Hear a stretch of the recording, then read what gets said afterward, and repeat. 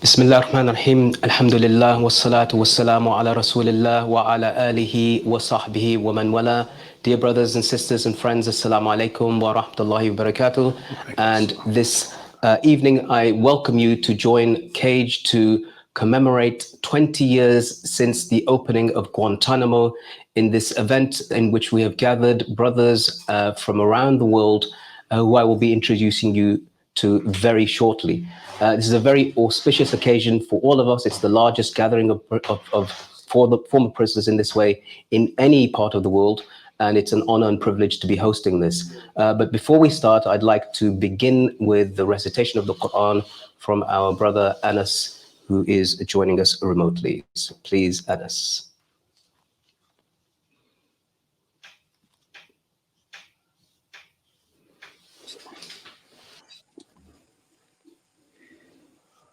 السلام عليكم ورحمة الله وبركاته. وعليكم السلام. أعوذ بالله من الشيطان الرجيم. قد يعلم الله المعوقين منكم والقائلين لإخوانهم هلم إلينا ولا يأتون البأس إلا قليلا أشحة عليكم فإذا جاء الخوف رأيتهم ينظرون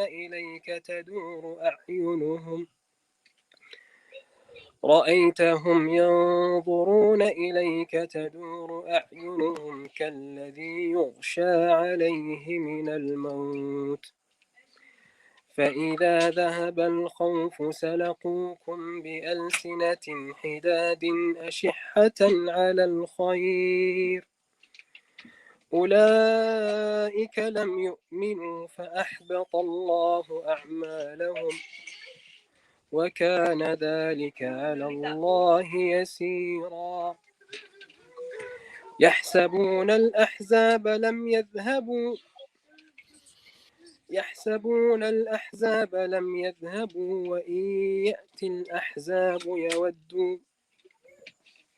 وإن يأتي الأحزاب يودوا لو أنهم بادون في الأعراب يسألون عن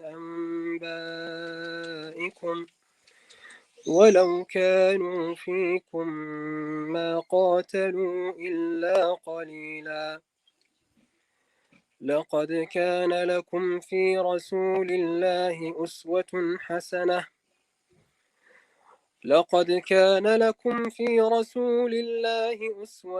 حسنة لمن كان يرجو الله واليوم الآخر وذكر الله كثيرا ولما رأى المؤمنون الأحزاب قالوا هذا ما وعدنا الله ورسوله وصدق الله ورسوله وما زادهم إلا إيمانا وتسليما من المؤمنين رجال صدقوا ما عاهدوا الله عليه فمنهم من قضى نحبه ومنهم من ينتظر وما بدلوا تبديلا ليجزي الله الصادقين بصدقهم ويعذب المنافقين إن شاء أو يتوب عليهم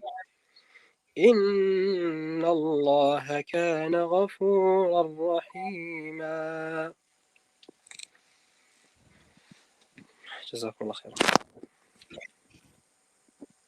Thank you, Jazakallah khair, Anas, for that recitation of the Quran, which ends with the verses about those who are beloved to Allah, from those who are true to their covenant with Allah, and there are those who remained and those who passed away and they didn't change one iota. I pray that amongst us this evening we have got people who are part of that caliber, who followed the trajectory of that caliber, that they remained true. I have this evening a really stellar group of people I would call them the Nujama, or the stars of Guantanamo. And I say this not because I count myself as one of them, but because amongst these brothers are people who've really gone through things that some of you could only imagine. And even if you've read some of the books that they've written, or the films they've been in, or the interviews they've given, or the articles they've written, you can only start to imagine, what they've been through. And what they are here this evening going to try to impart to you will be a snapshot of those. Between us, between the prisoners here, approximately 70 years have been spent imprisoned in torture, cruel, inhuman, and degrading treatment without charge or trial by the world's most powerful and vociferous advocate of freedom, democracy, and the rule of law. And we know what that has meant for us. Before we start, and before I introduce all of the speakers to you, however, I would like if we can just play a little video that 7 of us earlier this year, when President Biden came into power, we wrote an open letter to him asking him to do what the presidents before him have not been able to do, and that is to close Guantanamo. But not only did we do that, we ourselves, between the prisoners themselves, and some of those are here, actually drew a map, an 8-point plan, which describes in simple but easy detail the roadmap to close Guantanamo. So please, if we could just play that, and then I will begin the program and introduce our speakers.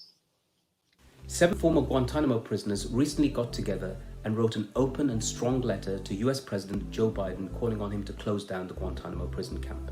In the letter, the 7, who are all published authors, presented an 8-point plan to close down the place once and for all. This is what they said. All prisoners cleared for release are allowed to go home as long as it's safe.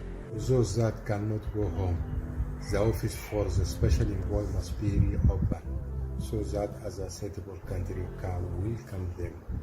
These freed men must be supported so they can start a meaningful life, safe from persecution. The concept of forever prisoner must not exist in democracy, in a country that respects the rule of law. Those who face no charges must be resettled in a safe way or be sent home to their families. No man should be forced to settle in a country, nor should anyone be sent to a place where he will face prison again. Closing Guantanamo should be favored over periodic review board report. The military commissions should be scrapped, and those facing charges should have their cases tried in accordance with the law. Those convicted of actual crime should be able to serve their sentences closer to home where possible.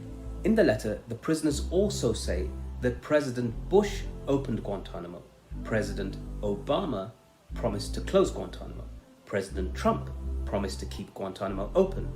So what indeed will be President Biden's legacy with Guantanamo? There's no doubting that Guantanamo is a dark stain on the legacy of the United States of America and how it sees itself. And as such, a defender of human rights, dignity, and freedom cannot somehow maintain Guantanamo. It must therefore be closed. Please do like this video, share it, and most importantly, tag in President Joe Biden when you share it. Thank you, Assalamu alaikum, and goodbye.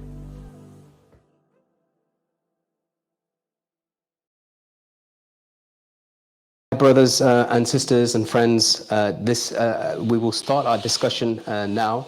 But first, before we do that, let me introduce to you who I have sitting first of all with me here in this studio in London is none other than my good friend and compatriot and comrade and eating partner, Shakir Amr.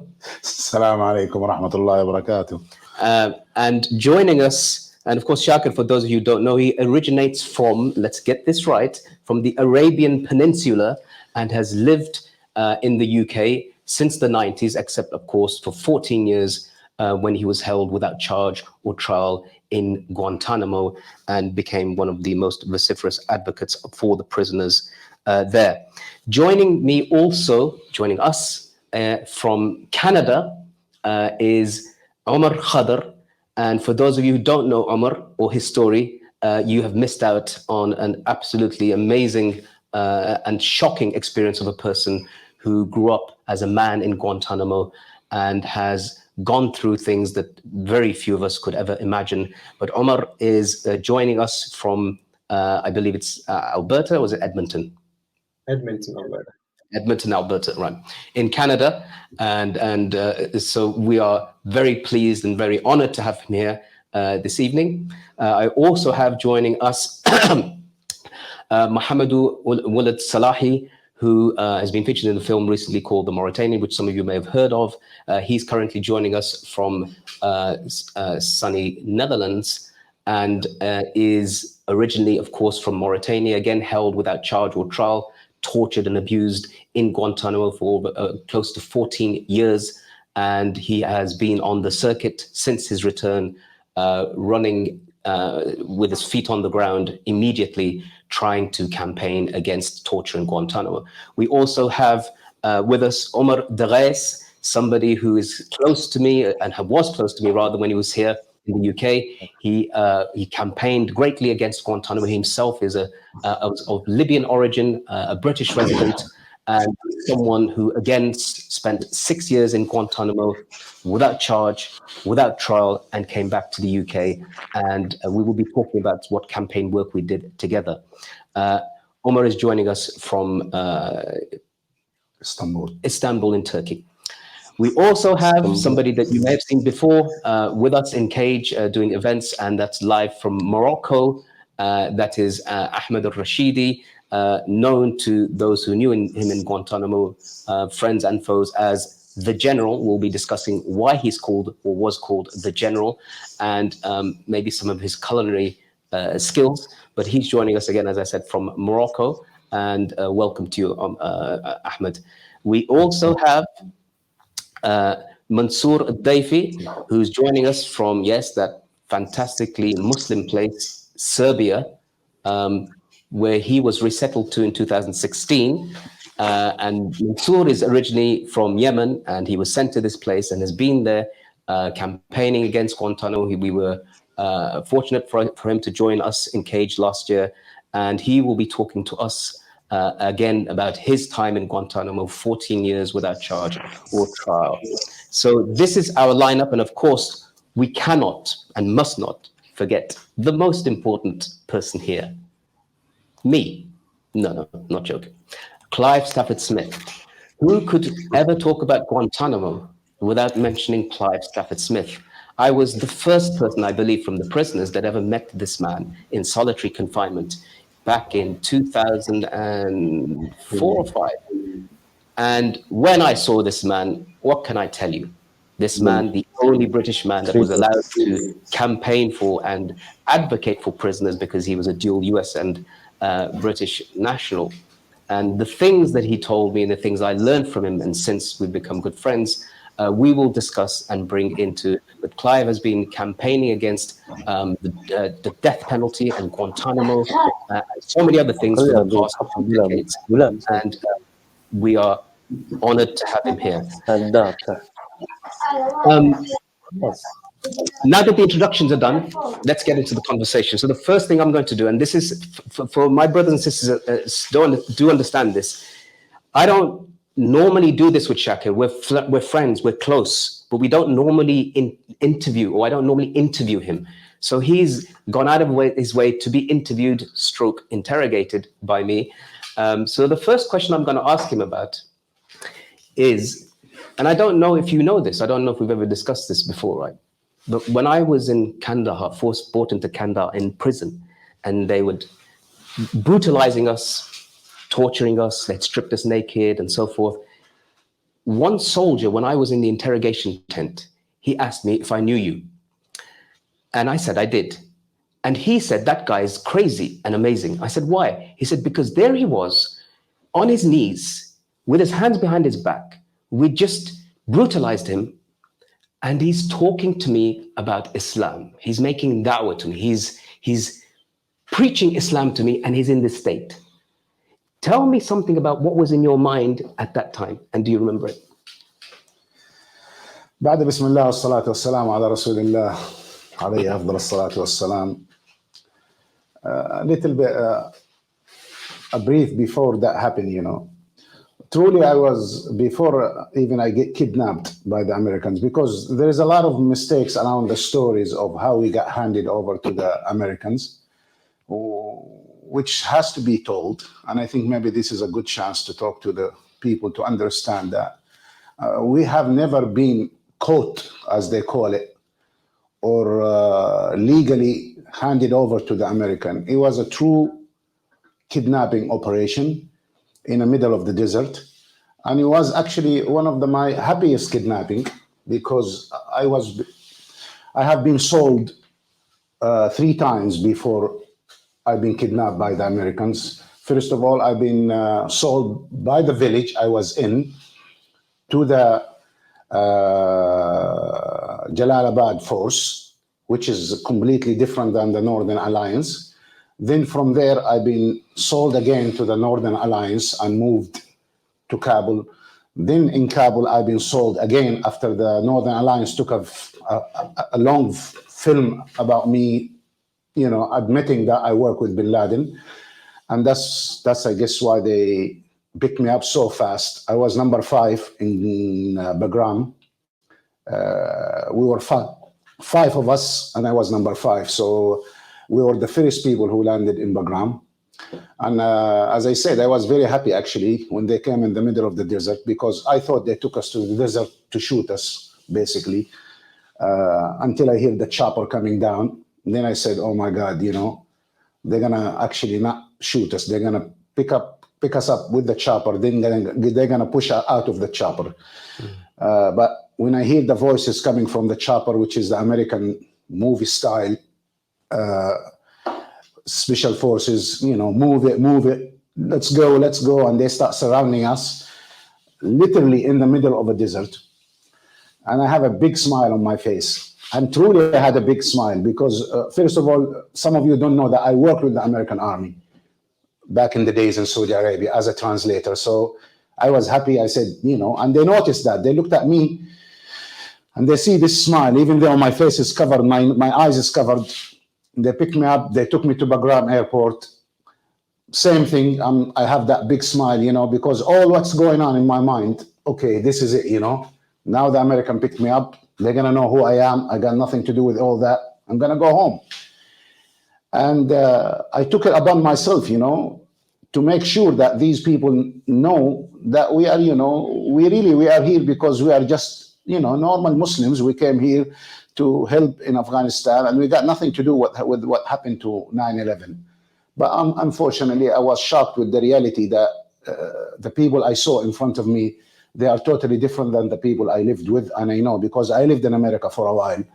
So I was really shocked, especially with these young guys. Most of them, they were young guys. And, you know, they always, as we all know, they say we do what we've been told. So I took it upon myself from that day that I have to explain to these people Islam, and I have to talk to them about Islam. And alhamdulillah, I was very successful.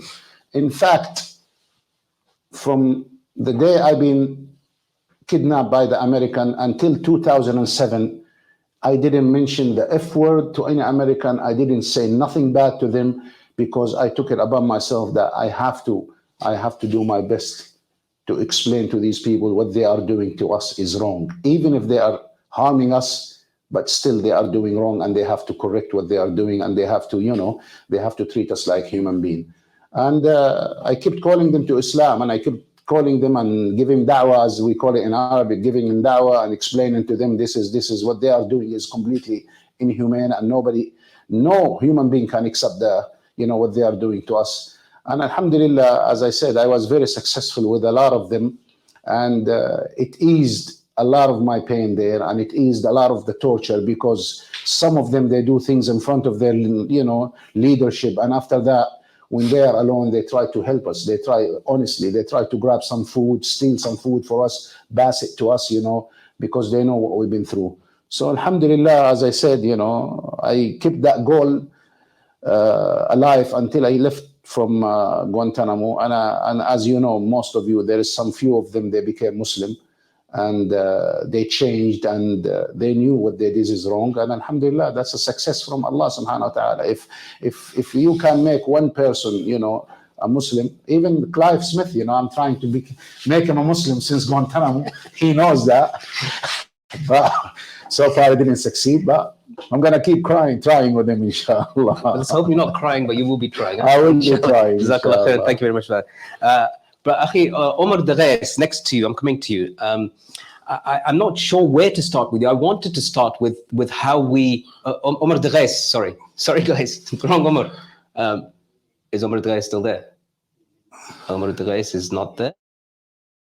He's having some problems. Okay, then let's go to Omar Khadr. Omar, your journey of Guantanamo and imprisonment is probably the hardest one that is here for everybody, and everybody has faced different difficulties. I first saw you when you turned almost, you were 14, 15 in Bagram, when they brought you in and you were terribly wounded and had been horribly, unbelievably mistreated by the Americans. You were one of several children who became an adult in Guantanamo. I never saw you in Guantanamo, but I heard about you from so many people, including the soldiers. Can you tell me, in your words, how, especially that period from when you were a child and you grew into a man in Guantanamo, can you tell me how has that experience of Bagram in particular and your capture and Guantanamo, how has it shaped you as a man that you are today? عليكم الحمد لله والصلاة والسلام على سيدنا محمد وآله وصحبه ومن تبعهم بإحسان إلى يوم الدين. It's so nice to see all these beautiful people and all the people who are attending. Subhanallah, like this journey, like nobody would want to have a journey or to spend their youth or to grow up in prison. But subhanallah, like going through prison, it gave me the opportunity to grow. And it exposed me to a lot of different cultures. I was very malleable when I was younger. And but subhanallah, like the people I was surrounded by who tried to kind of give me advice and guide me, and prison gave me a big opportunity to study my faith because I had nothing else to do. So I learned about my faith, I learned about my identity. Like before I went to prison, I didn't know who I was.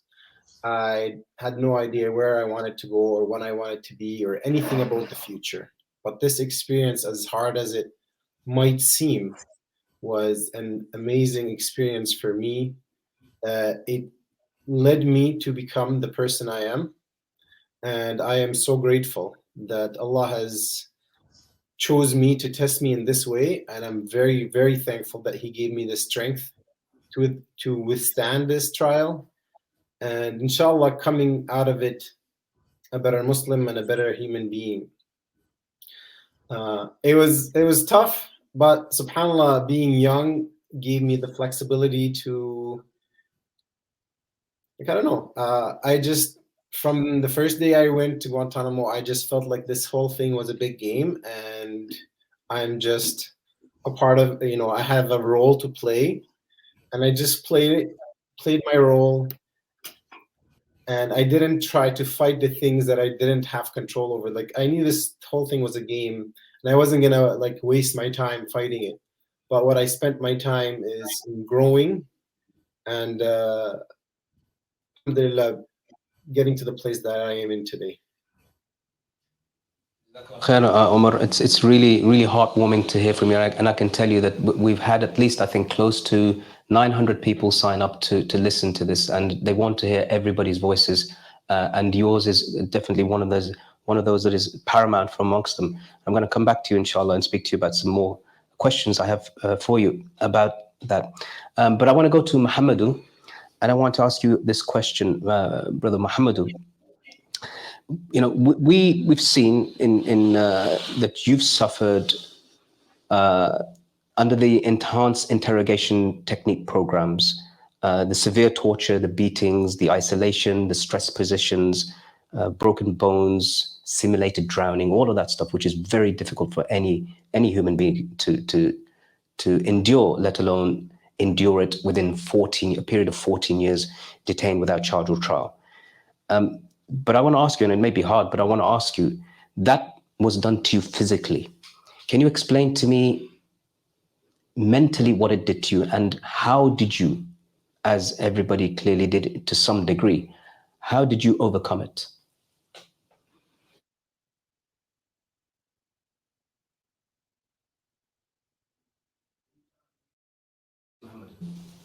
Can you unmute? Assalamu alaikum one more time. Salam. So I agree with you that the most important person in this setting is our brother Clive. I don't know whether he remembers this. I'm sure he does. That he visited my mother in Mauritania, my mother that I never got to see again. And he came to our house, and we didn't have electricity. You know, we lived in a part of the town that was not as developed as the rest of the capital. And he made some very grainy footage that I saw many years later on. And I just want to say to him, thank you so much for doing that. Jazakallah khairan, as we say in our culture. Just another way to say thank you very much. And to come to your question, I'm really happy to reunite with this, group of my brothers and my comrades in Ibtila, in the trial that we went through in Guantanamo Bay and other places. And I'm very humbled to be with them. And I don't think I really, I think we all were tortured in Guantanamo Bay.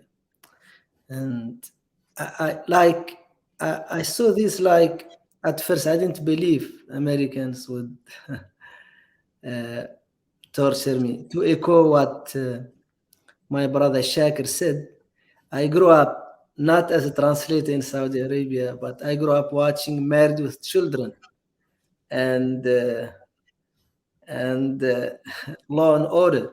So I thought I had this image about Americans. They are funny, humorous, and they respect the rule of law. I was in for a very big surprise, as it were. And I remember the first day I heard about torture, I was in Lima Block. I was with Omar. Omar was with us. He came from isolation to us in Lima Block. I don't know whether he remembers this. And there was Saudi from Yemen, from Medina, and he came back and he was very shocked up, and he was talking about sexual assault. And I'm saying this, just for the sake of clarity and to tell you how stupid I was. Then I looked at a Tunisian brother beside me. I said, "What does sexual assault mean?" And then he said, "Yeah, that's a woman comes, onto you." I said, "So what?" And then I was so stupid. And then, subhanallah, Allah had shown me that sexual assault is really, really very devastating and very bad and very horrific.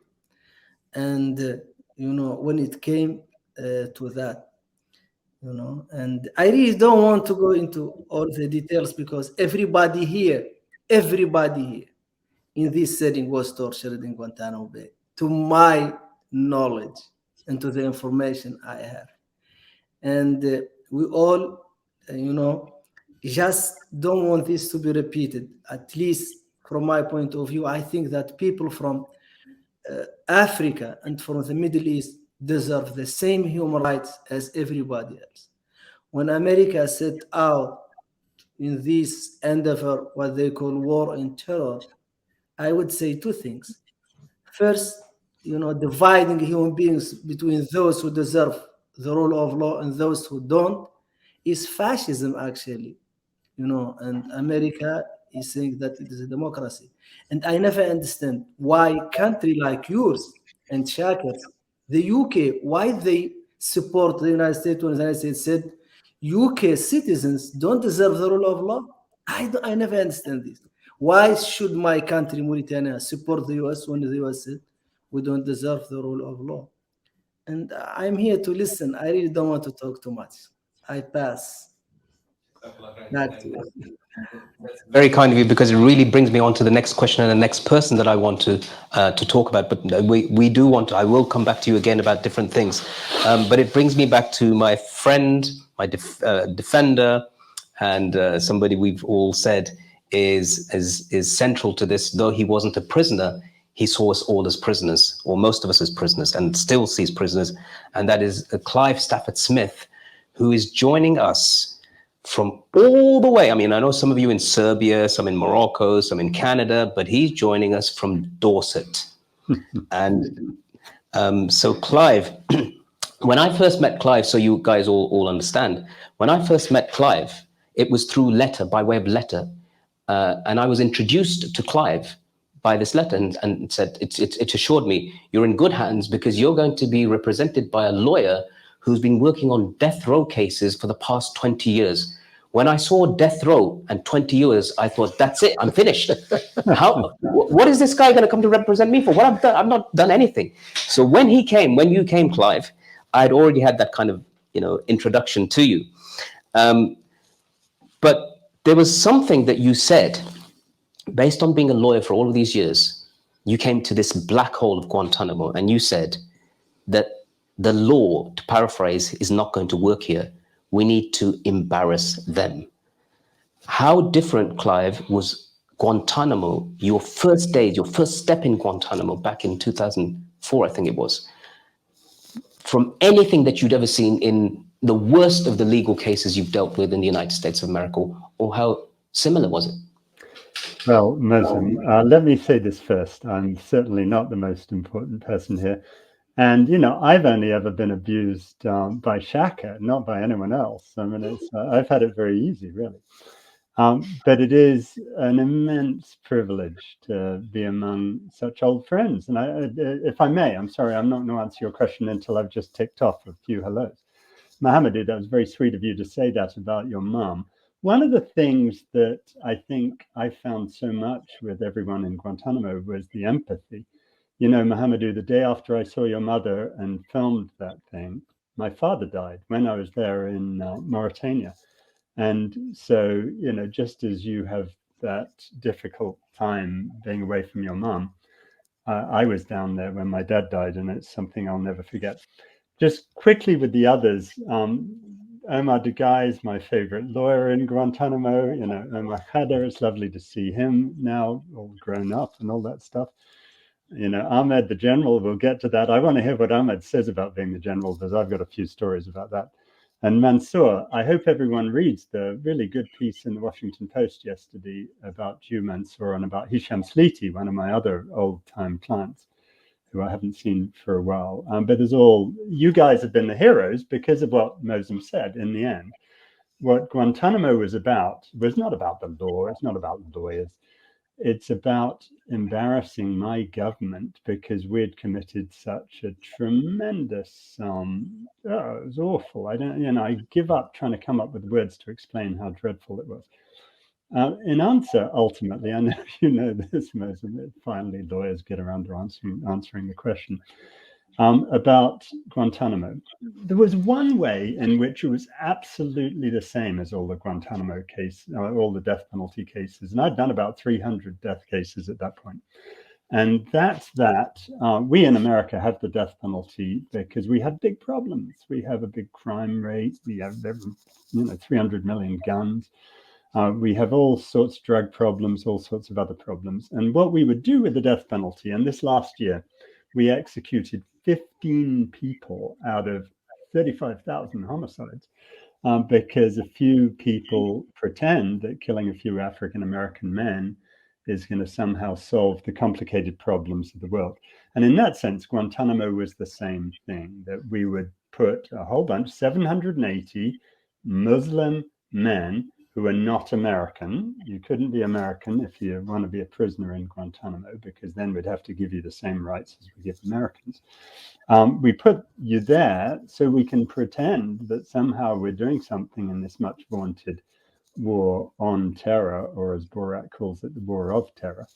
And, you know, it's just disgusting. And I said probably to you, Moazzam, but I certainly said it to Omar, the guys, that actually my African-American clients on death row were the bizarre beneficiaries of Guantanamo Bay, because we as Americans had decided we hated you. People I consider my good friends, that includes you, Shaka, I want you to know, that we hated you guys more than we hated African-American youth in America. And to that extent, the death penalty started dying out in the United States. But the other side of it was, I remember with you, Moazzam, I sat down and we spent those 3 days writing up the ways that you had been abused, and also writing up, you know, the psychological problems you had, and the fact you had witnessed that poor guy getting murdered in Bagram. And I went back to, we weren't allowed, as you all know, but perhaps some people don't, whatever you guys told me was secret. It was a national security threat. So I wasn't allowed to reveal any of that to the world until it had gone through the censors. And I remember sitting in the secret facility in Washington, and if I tell you where that is, I'll have to kill you.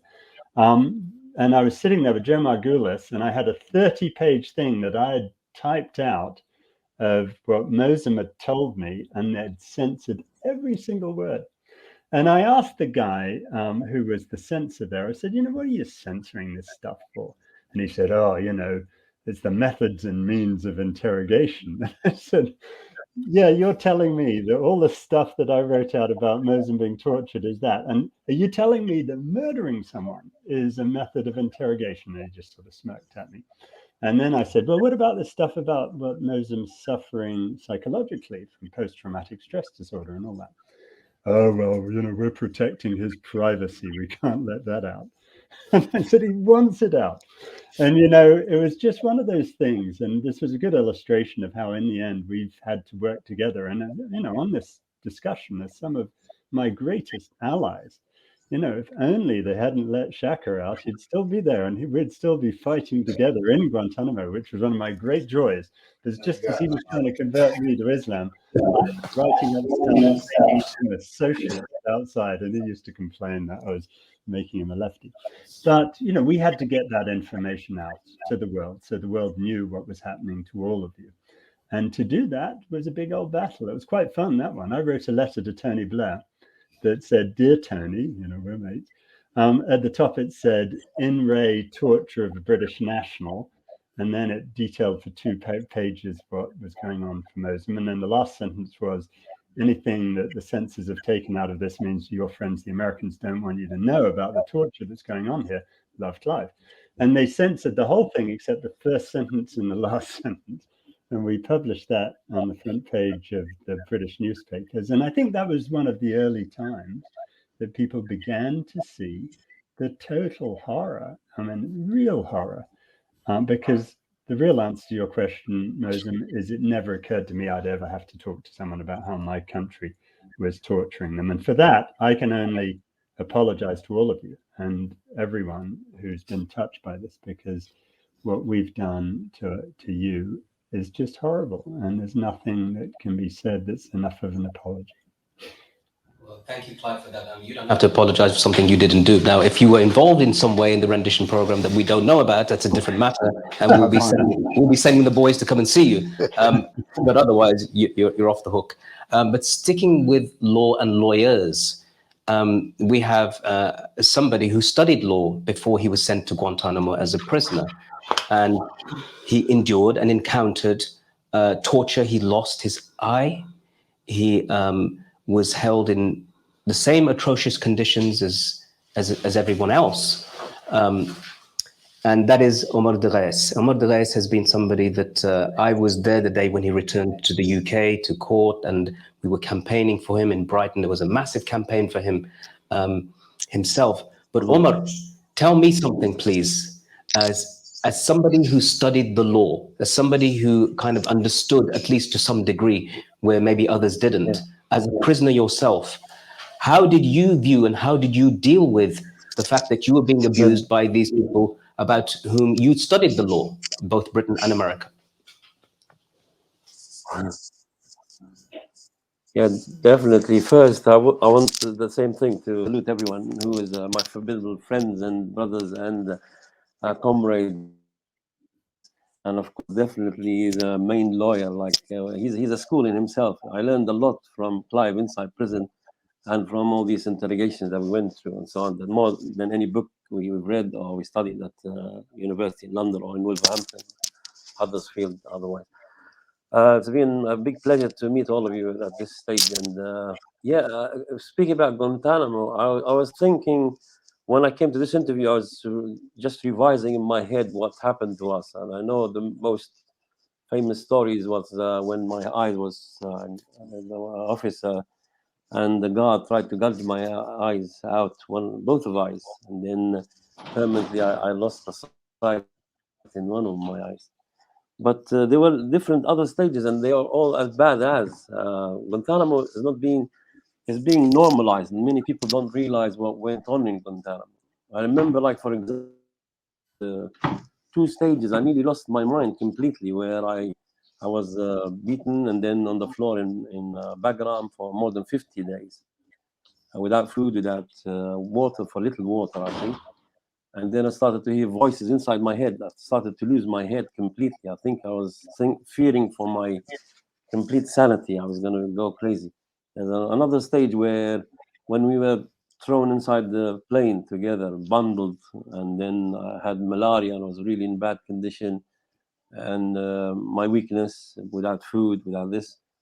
And then again, they had the system where they made you covered your eyes, covered your hearing completely, and then tried to lose your senses. According to a study they had in Canada or something, psychologists studied if you do this to you, and they succeeded. They did this, and then they threw us inside the prison. And I remember again inside the plane.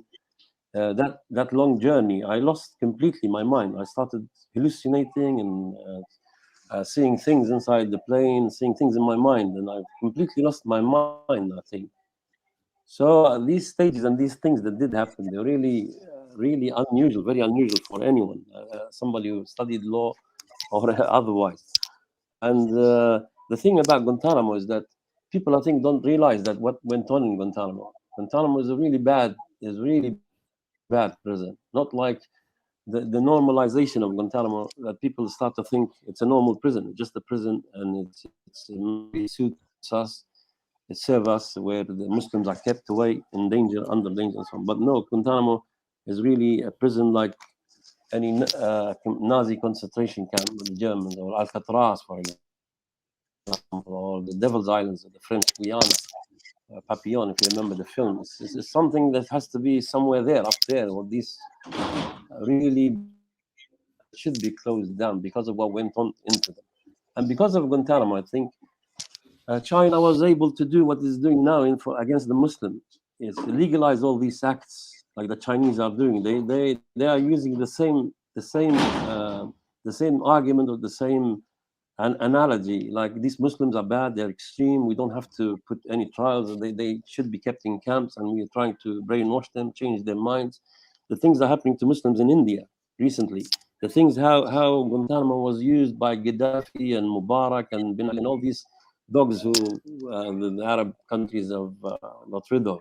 They all use the same methodology, like all these extremist Muslims they claim deserve what they get in accordance of what America, the country which claims to be the country of freedoms and laws and so on, has set up Guantanamo as an example. So that's why I think it's very important that we stress this, that Guantanamo is not a normal prison. It's like the Robben Islands in South Africa. It's a horrible prison and has to be closed down. Thank you, Omar. Thank you, Omar. Jazakallah khair. That's it's really good that you put those contexts together and connected it to the wider Islamophobia at state level that we're seeing, as you said, in China and beyond. And people have actually justified the treatment of Muslim prisoners around the world en masse, using Guantanamo as the experimentation place. So thank you for making that point. I want to go next to our dear beloved brother Ahmad Al-Rashidi. Ahmad Al-Rashidi is a very special brother because he's somebody that I didn't see him. I never saw you, Ahmad. I never met you in Guantanamo, but I knew about you and I'd heard of you from the other soldiers. And I'd sometimes, every now and then, pick up your voice just from a distance, though we were in Camp Echo. And of course, you had earned the title The General. And you have a book entitled The General also. And the prisoners, they felt that the soldiers would say about you that you are a campaigner, a leader, and so forth. And that title, you had that title. Now, what is it? Why would they make somebody who was a chef back in the UK, make him into a general? How did that happen?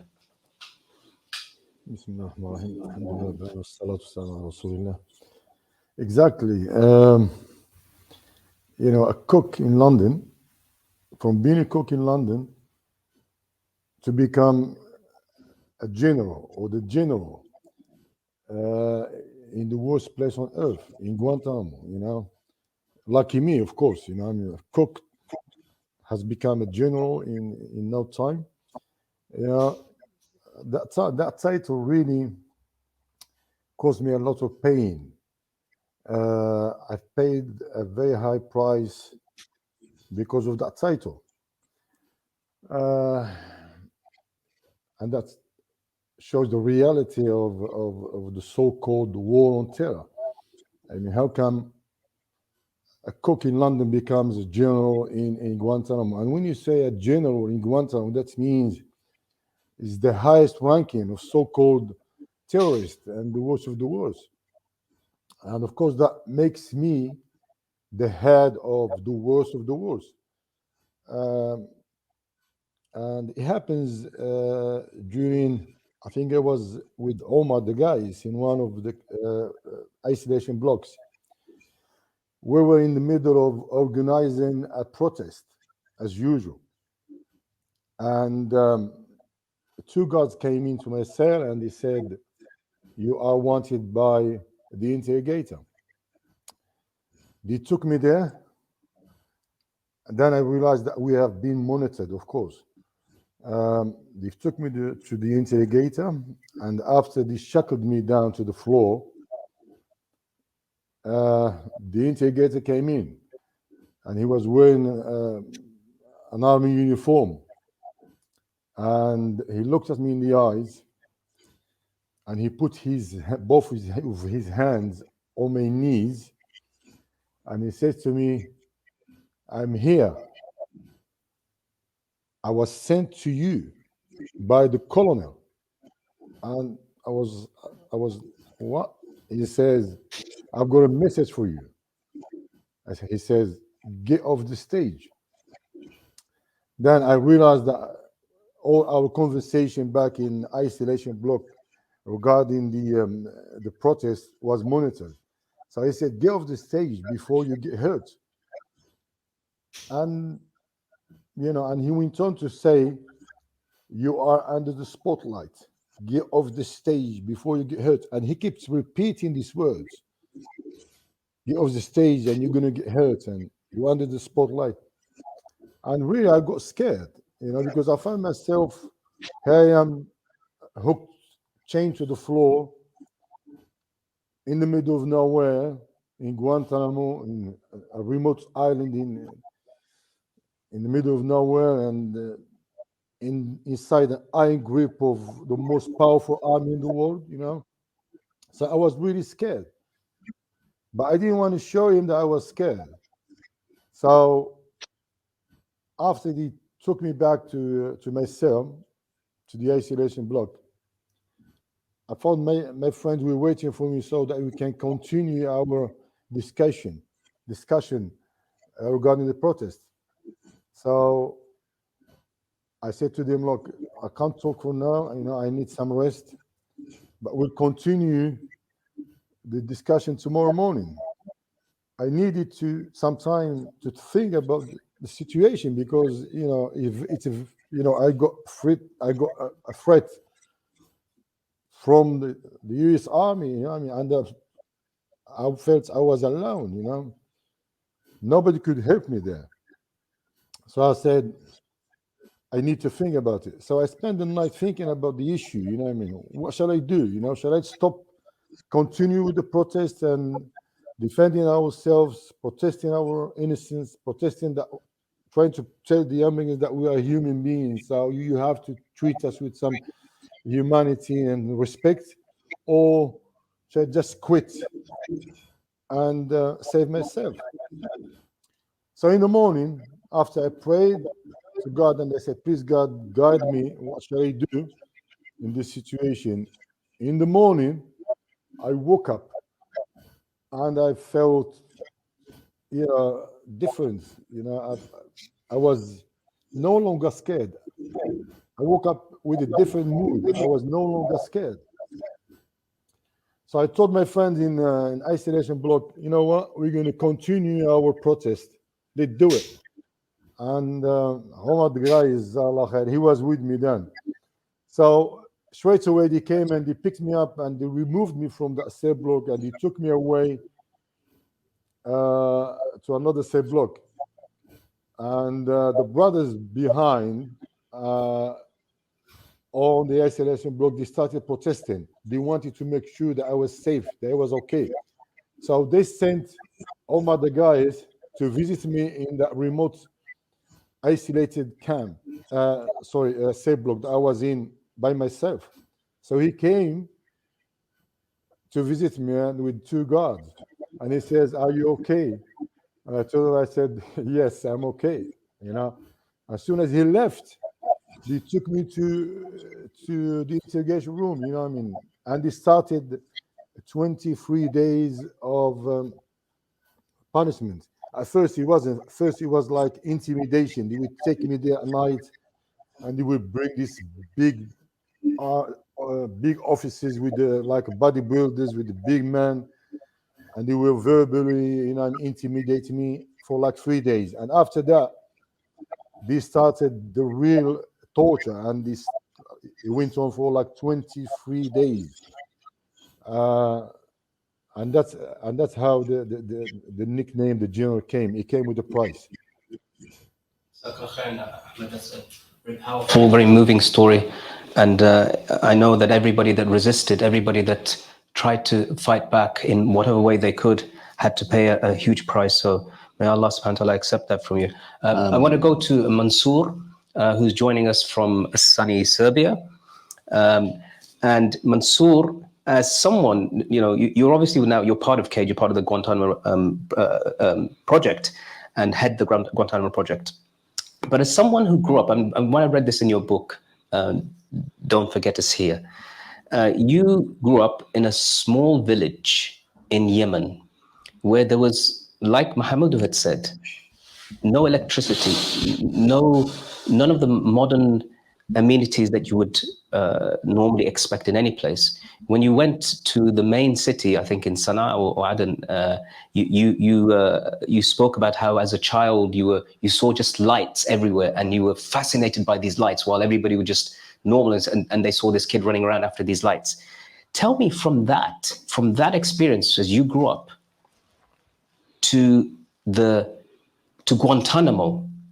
Most of the prisoners here, majority, other than Shaka, Shaka is always the odd one out, but most of us had not been to Guantanamo, to America. Even as a Briton, I'd never been to America, but America had come to us and showed us a face of it. Contrast that, your experience as a child in Yemen who barely has electricity, to somebody who is now in the hands of the most powerful nation in the world. How did you react to it? First of all, assalamu alaikum wa rahmatullahi ta'ala wa barakatuh jami'an, and my salam and regards to all the brothers. First of all, I would like to take the brothers to to a moment at Guantanamo, and also the viewers. So I'm going to sing a song that we used to sing, all of us at Guantanamo, for each other. I think the brothers know this song well. So I would like to start with this song. So forgive my voice. I don't have like a great voice. So I would say حبا حبا باللي جا باللي جا يا مرحبا باللي جا باللي جا حبا حبا باللي جا باللي جا يا مرحبا. Basically, this is the song we used to sing at Guantanamo for each other when someone arrived or someone back from the interrogation, or especially the brothers who arrived new at Guantanamo. When they first arrived, hooded, shackled, when they heard the song, they thought, what? Are they in summer camp or something? So this was the song this is one of the moments of Guantanamo. I would like also to thank my brother Shakir. He was one of the most outstanding person who really helped us a lot to survive at Guantanamo, who played a major role in fighting the torture and inhuman treatment and the injustice at Guantanamo. Because at Guantanamo, most of us were young. We had no idea. As you said, I grew up in a rural village in Raima, in the mountain. No electricity, no running water. When we go to school, we have to like walk at least 10 miles back and forth. So I ended up in Sana'a, then I went to a research to Afghanistan, then sold to Americans. We had, and even in Yemen, we didn't know what America even is. Like when we heard about like 110 towers, plane had like, okay, we had like 25 floors in Yemen. So we looked at Americans through Guantanamo. I'm sorry, this is how we look at them: torture, abuse, inhuman treatment, abuse, everything. And Americans, unfortunately, look at Muslims through 9/11 scope, and this is the problem. They put us in a position to look at them that way. Imagine a boy end up like 19 years old at Guantanamo, being treated as like, I wasn't the worst who get treated. Also, I think Shakir and brother Ahmad, and they get their share, because also they were appointed like as who tried to resist, who tried also to fight the inhuman and torture within the detention. And that was a problem, especially when General Jeffrey Miller arrived at Guantanamo by 2002. And we all know who is General Jeffrey Miller. He's the one who started constructing enhanced interrogation technique, or enhanced torture technique. So basically, he viewed those brothers as a threat. I think Shakir and the rest, their photos was hung up in his office. So basically, as young, we started at Guantanamo constructing this idea about America. Is this America? I remember one of the brothers, Bishar Rawi, when he arrived at Guantanamo, he said, no, this is not America. Things will be better. It takes him only a few years to find out this is what America is about. And this is how we shaped our ideas in America and thoughts about from that place, because that was what such places did, like Guantanamo. And I would like to just give a small brief to Guantanamo. As you know, Guantanamo housed around 800 brothers, 50 nationalities, at least over 20 languages spoken. The youngest detainee was only a few months old. The oldest was 105 years old. Those men weren't in the battlefield holding guns or shouting slogans against the state. They were brought from different parts of the world, from Pakistan, Afghanistan, Iran, United Arab Emirates, from Mauritania, from Bosnia, from Africa. And according to Seton Hall University report and ACLU, that 86% of the prisoners were either a mistaken identity or sold for bounty money. This report was by the American institutes. So basically, this is just the introduction to Guantanamo, as how the impact at me at that time. We struggle, because we end up in a place we have no idea where we were or why or until when. And everything kept changing. Everything kept changing over and over again. Jazakallah khair, Mansoor, for that explanation. It's again hard to think, because you, like you say rightly, people from 45, 50 different countries came to this place and saw a face of America they could not even imagined even existed. Even those who had some idea of America hadn't. But you've mentioned Shakir a few times, and it's only right that we go to him now, because I knew him before. I knew Shakir well before. We lived in the same house in Afghanistan together. We shared jokes, we shared experiences. I knew him quite well, but I never knew him to be a professor at all. I never thought that this guy is, I didn't think that he was a teacher, let alone a professor. So something happened in Guantanamo, and people started to come along and tell me and ask me, they used to say Shakir before, but then they started to say, do you know the professor? And just in the same way as Ahmad Al-Rashidi had earned a title, the general, how the heck did you become a professor? Okay. You know, PhDs, man, 3, 4 of them. Actually, Clive can answer you that, because once you spend 14 years there, almost 15 years, I think you accumulate more than one PhD. Yeah. But the truth about the names, we have to understand that the Americans, they are very crafty when it comes to giving names. And just like Ahmad, mashallah, he told you, you know, there is a price for everything. Okay, in very basic way of answering that questions, Ahmad, mashallah, as I remember him, he was mostly into resisting physically. A lot of the things that Ahmad tried to do is, you know, to let them know that we are not weak, we are strong, we can do things, we can change things. From my side, I tried to reach to them, to talk to them. So basically, the way they looked at us, they looked at Ahmad as somebody who's really a general, as like a military general, a man who will give order, people will listen to him, and they will do things. And the way they looked at me, that the man, he's trying to reach us, talk to us, act smart with us, to get, you know, to get to where he wants. So basically, one part of the movement is, if we can call it a movement, that, you know, talk to them, politics, try to deal with them, you know, and the other part, show them how powerful we are, how forceful we can be, which is, it did happen that we showed them how forceful we are. But the reality, like I said, about the names, not because we fit those names. Wallahi, I do not fit the description of a professor. I do not. And this is not to humble myself.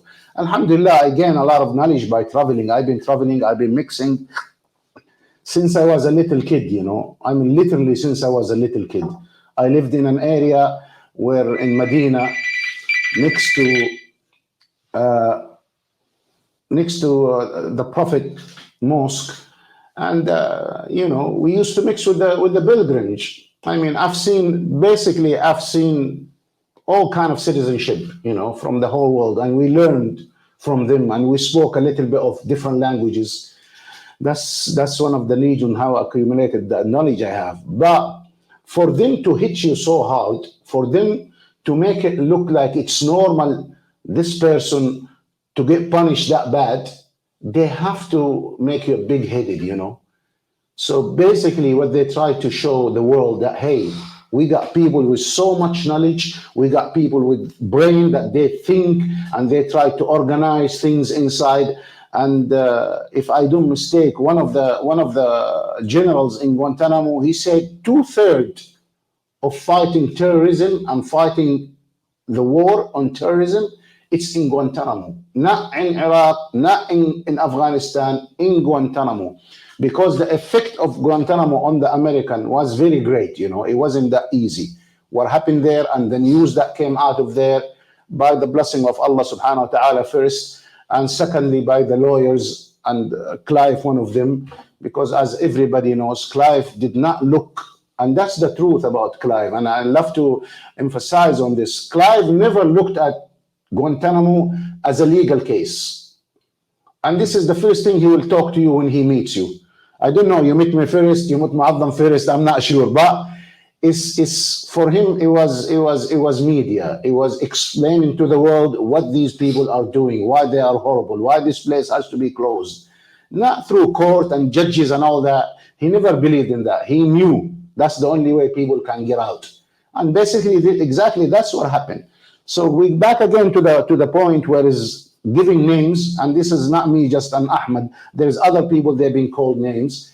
Why? Because they want to harm you as much as they can with finding the legal means of doing it and make people believe that there is organized, and they call us, this is Al-Qaeda agenda, these people belong to the Qaeda, this guy is that, this guy is that, and basically that's why we spend most of our life in Guantanamo in isolation. I mean, out of the 14 and a half years or 15 years, maybe 10 years I was isolated. More than 10 years I was isolated. Abu Imran, which is Ahmad, the same thing, he found himself isolated in so many places, so many different camps. There's one thing I just want to quickly ask you. There's in the New York Times, there's an article written called The Battle for Guantanamo, in which Colonel Baumgartner yes, walks with you after you were released from isolation for quite some time, for maybe a year or longer. Yeah. And he said, and I quote, he said it was like walking when Bon Jovi. like walking on stage with Bon Jovi, because of all the grown men were shouting and crying and what quickly, if you can quickly, because I want to go to the others. Actually, it was a very happy day that day, because after a very long hunger strike, basically I lost more than half of my weight. I weighed at that time 52 kilos, which for someone like me, 50 kilos is. So when he came to me in the end and he said, okay, we're going to do everything you want, we're going to give you your humanity, we're going to give you food, we're going to give you, medication, we're going to try to solve your problems, we're going to talk to the guards, they're going to start treating you differently. Then, he came to the hospital and picked me up. And he started walking with me in the blocks to show that, and actually with no handcuffs, nothing, just like a normal human being. No shackles at all. No shackles, which nothing. Is really unusual for Guantanamo. Which is very unusual. And when the brothers saw me, some of them, wallahi, they couldn't even recognize me.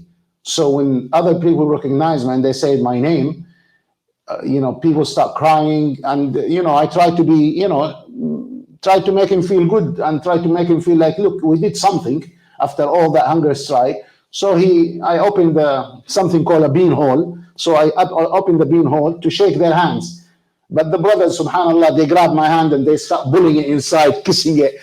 And I'm going to stop. What's wrong with these guys? When Baumgartner saw that, it was shocking for him. What's going on? Why are people kissing his hand, for? He doesn't understand it's out of respect, and out of what they've seen me look like. But in the Western tradition, that's like the Godfather. Yeah.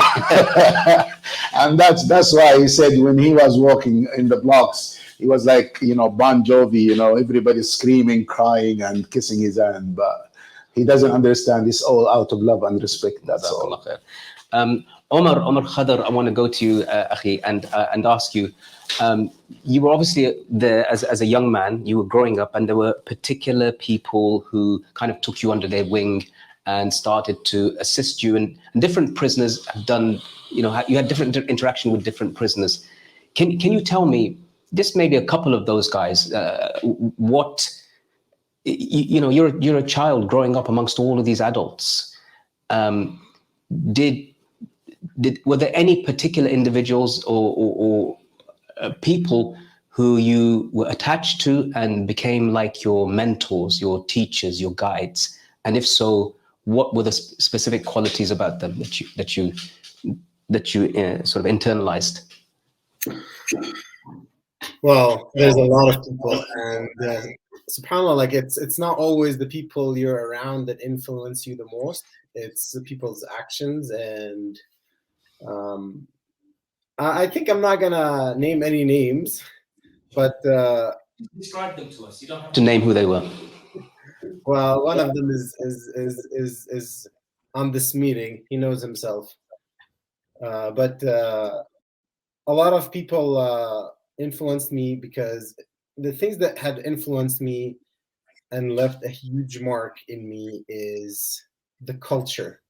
Like I came, I was young. I didn't really I wasn't developed, and I had a lot of. Before I went to Guantanamo, I had a lot of an inferiority complex towards, just the developed world.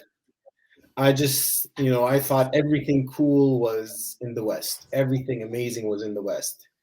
And that was very deep in me for maybe because we were living in hardships in Afghanistan, but that was in me. But when I came to Afghanistan and I saw the quality of people, their care, their empathy, their devotion, their honesty, and their humanity, like I saw a lot of qualities that I've never really considered or seen before.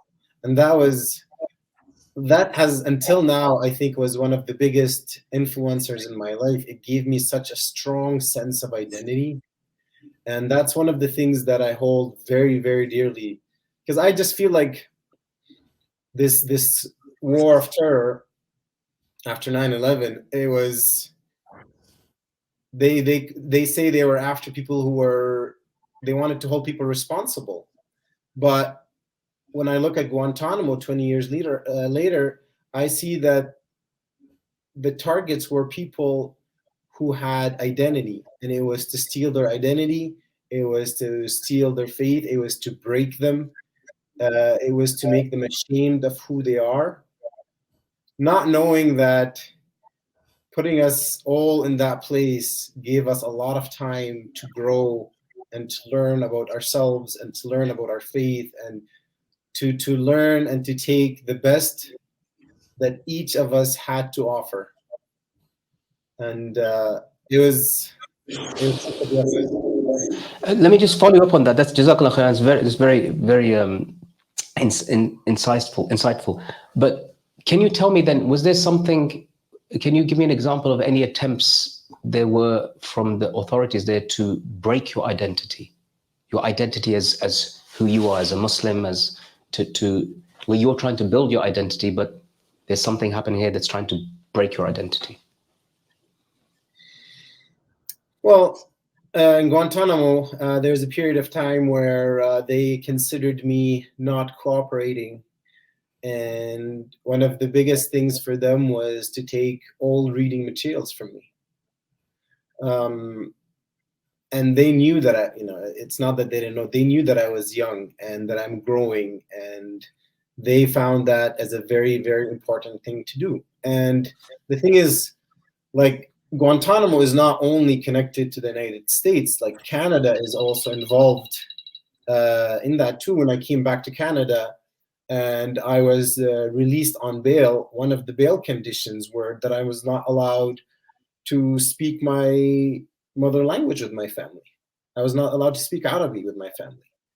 And, the last time this happened was with the Aboriginals, where they considered their culture as something that was, bad and that they needed to change. So, it's just, stuff like that. But yeah, dealing with the guys there and subhanAllah, being isolated and being deprived of all of that material stuff has given me the opportunity to learn, to listen to everybody who's around me, everybody who was older than me. I got to learn a lot, and I learned good things and I learned bad things. And as I grew and developed, I hopefully I stuck with the good things. I know Shakir has his reservations about things that I do right now. We'll not get into that at the moment. Jazakallah khair. Thank you very much, Akhi. Muhammadu, we've obviously know through your film and so forth all the depth and the detail of your story and in your book. But something that we didn't really see in the film at all. Well, there's two things. I noticed two things. One is impossible, actually. It's impossible to tell the length of time and to kind of get a sense of the length of time in any film, because it's 2 hours at most. But the thing that I really wanted to kind of explore slightly with you was your relationship and feelings and connections to other prisoners, and who, if any, you don't have to name them, but characters of how they helped you in any period of time where you were not in isolation, or even when you were. First, I just want to tell you that I'm really enjoying this conversation. and I enjoy much more listening to my brothers and comrades in these trials than speaking myself. I just, before I answer the question, I want to just follow on what Omar said. For instance, in isolation, I was not allowed to pray. Prayer was forbidden. They would come to my cell and force me to stop the prayer violently. Fasting was not allowed. They would come and feed me forcefully during Ramadan.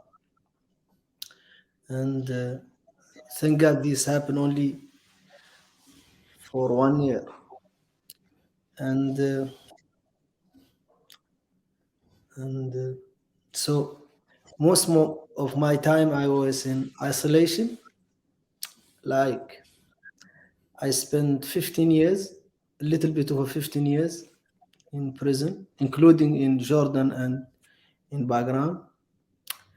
And I stayed about 1.5 years, 2 years with other people. And and of course, like I remember the song, that sent chills up my spines, and we were singing all in the black, and that really irritated the JTF people. That is for the people of the Joint Task Force. And like this حبة حبة باللي جاء, and then or this السجن جنات ونار أنا المغامر والغمار طلع النهار على الدنا وعلي ما طلع النهار. Beautiful. Yeah, let's change it to a singing session. Not as good as Shakir, though. No. And this, because like it's music in any way, shape, or form brings it to another point. I just want to mention another point. In a democracy, in a free country, terrorism cannot be a crime, because terrorism is a political crime, not a crime. Because why should you call anyone terrorist if you can try them for murder, for destruction of property? This is all political in order to punish people who didn't do anything. And I love you guys so much. That was a very important point you made last one. I'll tell you why. Because recently, of course, as we know, Desmond Tutu just passed away. And he was this great icon of South Africa and resistance to apartheid. And he said something very, very profound about Guantanamo. And he said this is being used to deny people their basic rights, as was done to the people in South Africa under the apartheid regime. And we all know apartheid was evil personified. But he also said something very, very profound. He said this label of terrorism, you need to be very careful where you throw it, because Nelson Mandela was called a terrorist and he was imprisoned for 27 years because he believed in resisting physically apartheid. And of course now those same people who wanted him to be executed and thrown into prison now kind of sing his praises and so forth, and we see statues of him outside Parliament. So that kind of brings me to Clive again, and that is, in your history and in your understanding of kind of fighting for the rights of people who've been labelled with these kind of broad labels, how at all successful has the kind of language or the attempt to say what Muhammad said essentially is that you've got laws. Why don't you apply the laws rather than create this black hole, this space? I think Clive, he cuts off. Is he gone? Yeah, We lost Clive? We lost Clive a little bit, so if you want to... Have we lost Clive? Okay. Then we're going to go to Omar Degais. Akhi Omar. Clive is back. Is Clive back? Finally, Clive is back. Sorry, Clive. Sorry about that. Always. Clive, there's always you have to disappear, yeah? I know. Because I guess the allegation against you, Clive, by all the prisoners, isn't it, is that you're never there when you're needed. It's true. It's true. I'm sorry. It's awful. Well, I just about heard your question, and so let me just say, it actually just makes me think that there's about a number of you guys. There are these fabulous stories. I mean, you were mentioning Moazzam, I think, although I got cut off just before you finished. The whole business about how you and I first met, and you were wearing shackles from Hyatt's, which was a company, you know, it said made in Birmingham, which is sort of where you were mostly made. And the idea that you were wearing these shackles from your hometown in England was just bizarre. And, you know, I got out and I immediately Googled it, right? Because one of the bizarre things about Guantanamo is what's not censored is what you see. So the fact that I saw you wearing shackles saying Hyatt's was not classified.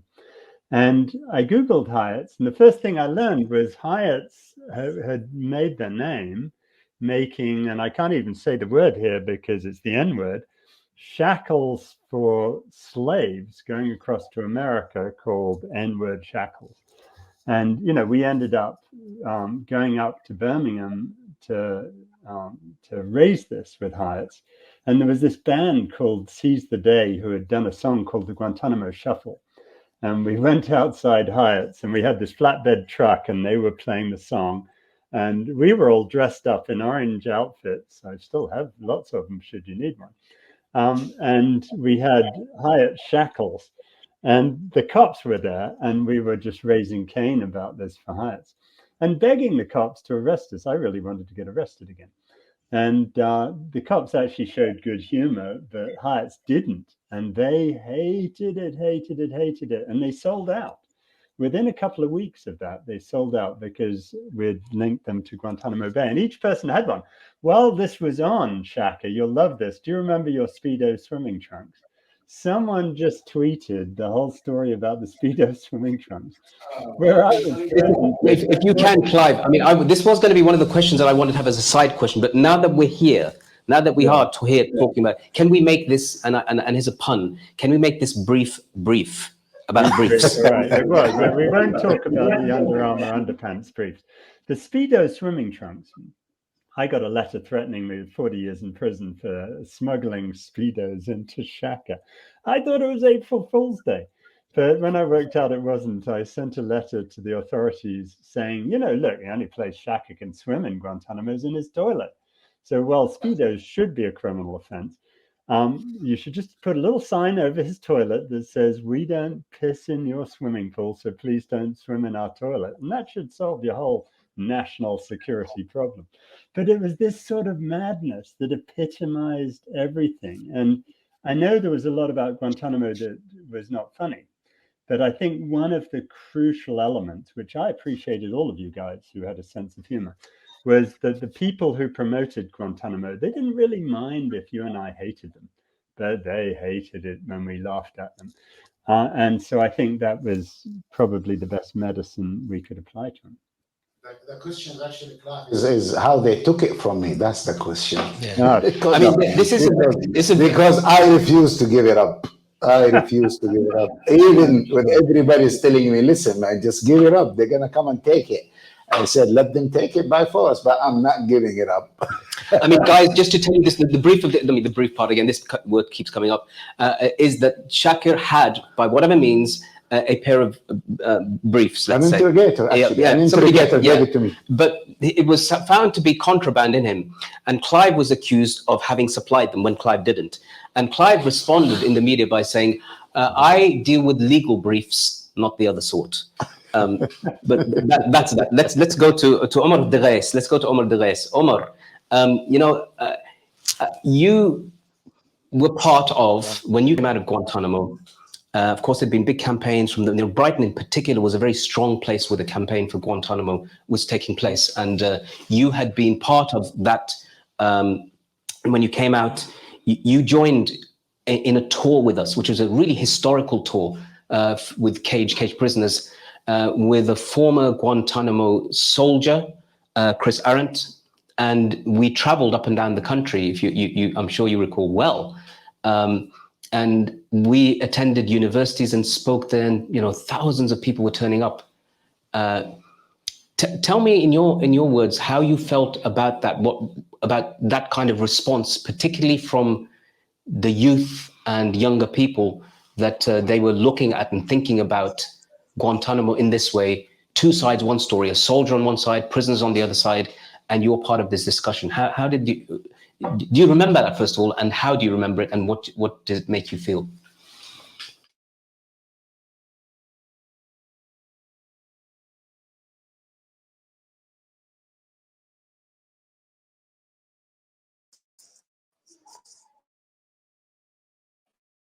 Hear anything? We lost you for a moment. Could you start again, please? I think we lost you again. All right. Well, weak signal, I think. Yeah, I think we've lost Omar for now. Inshallah, we'll try and come back.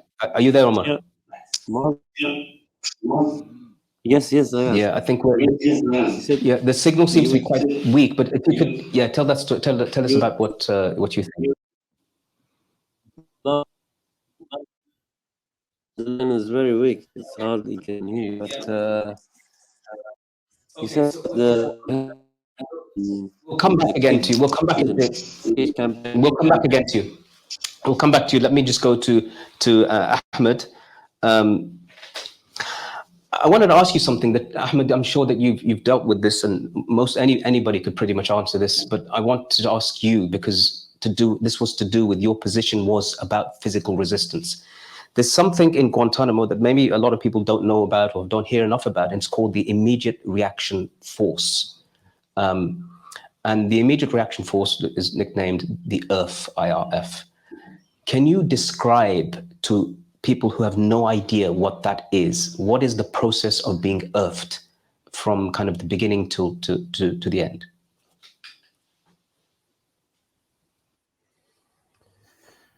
I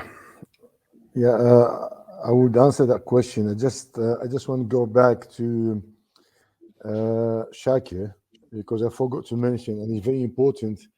It's a very little short story that Shakir and I were in the same isolation block, which means the general and the professor are in the same cell block. So I want to tell you a little story.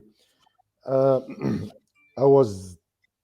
was taken to this cell block, and I found Shakir already doing this hunger strike. And Shakir was very, very powerful when it comes to hunger strike. I didn't know how he could do it. I was very weak. I couldn't do it, but he was very, very strong. And they put me there, and they took away everything. The blanket, the isomat, and my clothes, everything. And they left me there with nothing in my cell, naked and extremely cold. And he told me that you're going to stay in this position for 30 days. So I was punished for 30 days in the same cell block as Shakir, and it was isolation block. So Shakir was already on a hunger strike. So when he knew that I had no blanket, no clothes, no nothing, and he says, we have to do something to help Ahmad get his stuff back. So he told the other guys, the other prisoners, I want you to eat for like 1 or 2 days. He said, just eat. And after those 2 days, he said, I want you to start a new hunger strike. But he didn't eat with the rest of the guys. So he continued his hunger strike. At the same time, he ordered the other detainees to break their hunger strike, eat for 2 days, and then rejoin him in order to help me get my stuff. So after like 4 or 5 days, I got my stuff back. I got my blankets and my clothes back. And for that, I would like to thank Shakir. I mean, I just wanted to bring that back. I don't know whether he remembers that or not. And it was a good thing that the general and the professor were on the same isolation block. I mean, so he was leading on the isolation block. So he helps the general, the professor helps the general get his stuff back. So thank you for that. Yeah, going back to the IRF team. The IRF team, as you know, it's Could be, consisting of 5. sorry, if you could be a little bit brief, because we want to get on Sure, to sure. Q&A straight after this. Yeah, yeah. Sure. Okay. So the Earth team is like, as you know, is 5 strong soldiers. They come to you, with this anti-riot gear. Before they come into your cell, they spray you with this gas, this pepper spray. If it goes inside your nose and your throat, you won't be able to breathe. You will start choking. And if it goes to your eyes, you can't see. And then your skin, it burns your skin. You know that you've been there, you've been there, and if you refuse to obey any orders from the guards, they had the power and they had the authority to come in anytime and bring inside your cell and beat you up after spraying you with that gas. And that happens, many times to me and to the rest of the prisoners, as you know. That was very brutal. It's a very brutal process, and people often get their heads smashed against the metal, against the toilet, sprayed in the face, as you've said. And of course, there's an attempt to intimidate other prisoners by stamping their feet and hitting their feet on the ground before they go into the cell, and so forth. And of course, they record all of this, but I don't know where the recordings of these are. And I think for future reference, that will be one of the proofs against the torture and the abuse in Guantanamo. Before we're going to go to Q&A now, inshallah. I'm going to ask just one more question from Mansoor before we go to Q&A. And that is, Mansoor, there's been a process that we haven't really spoken about. And many of us have gone back to our own countries, and for whatever reason, there were many others who couldn't. In fact, the reasons were because if they were to go back to those countries, they would have been tortured, which is the irony, great irony upon ironies, is that if you go back to the country you came from, you'd be tortured because America held you as a prisoner in Guantanamo, and America doesn't hold people for no reason. Therefore, you are suspect. You were resettled to Serbia, of all places, which is, mind boggles at that. But despite that, you've managed to write a book, you've managed to write articles, you've written one about marriage lessons in Guantanamo.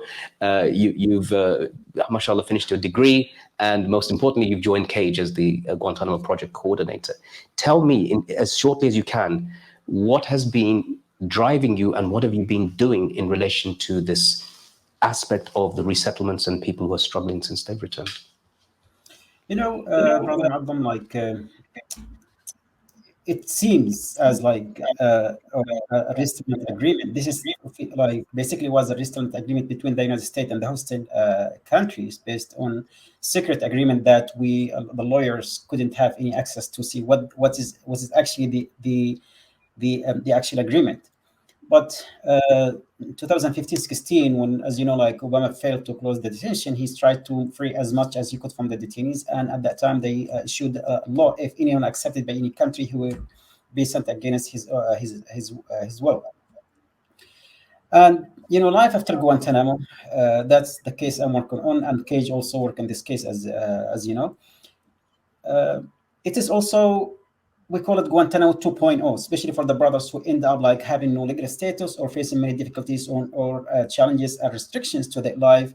Believe me, like as one of the cases, I think you remember, we work on the brothers who are in the United Arab Emirates. We have been working for years with State Department and lawyers and trying to get at least access to the brothers who were there. Just have been freed 2 months ago, and when they arrived, they were sent to Yemen without any coordination with their families, with the government, with the lawyers, with any organizations.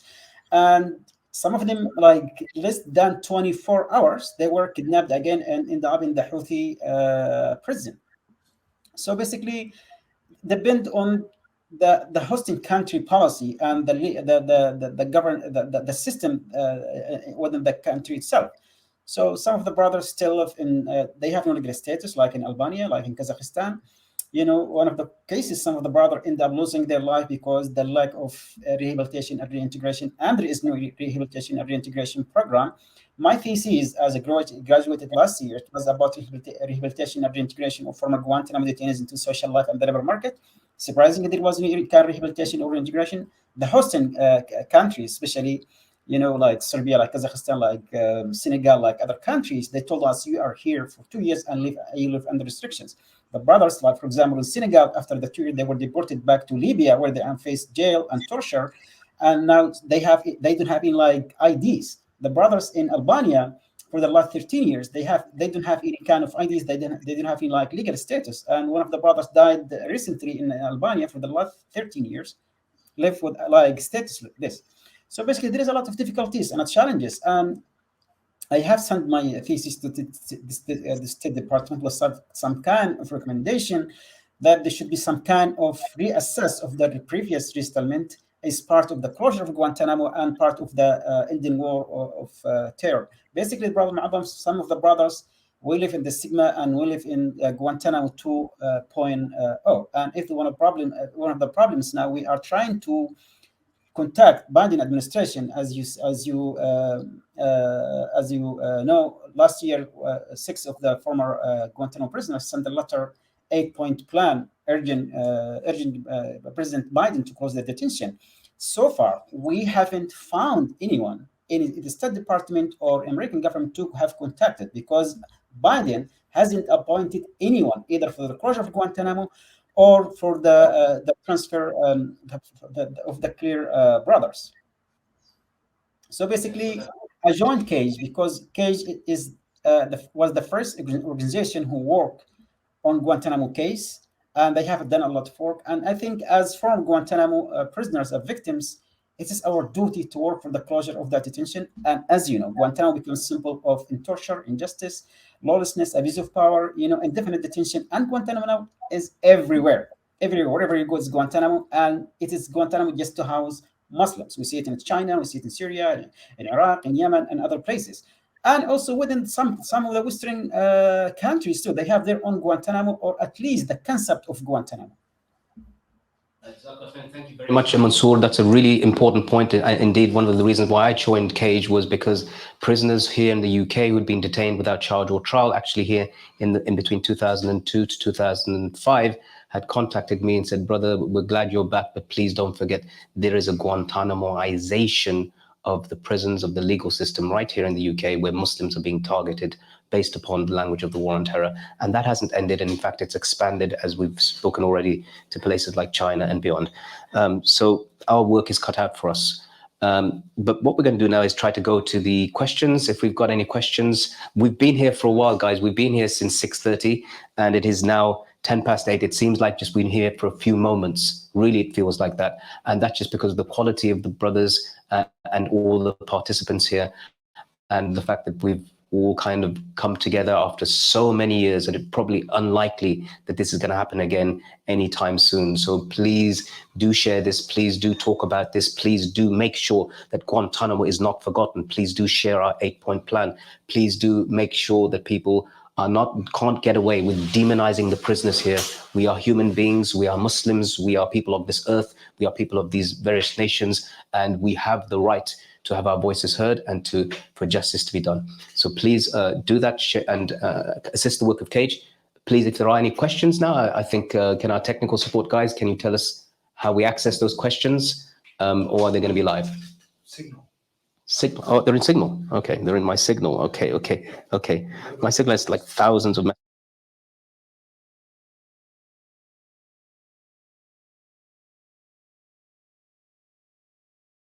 So right before we go to that, we're going to play the video once more just to remind people of the 8-point plan, and then we're going to go to the Q&A.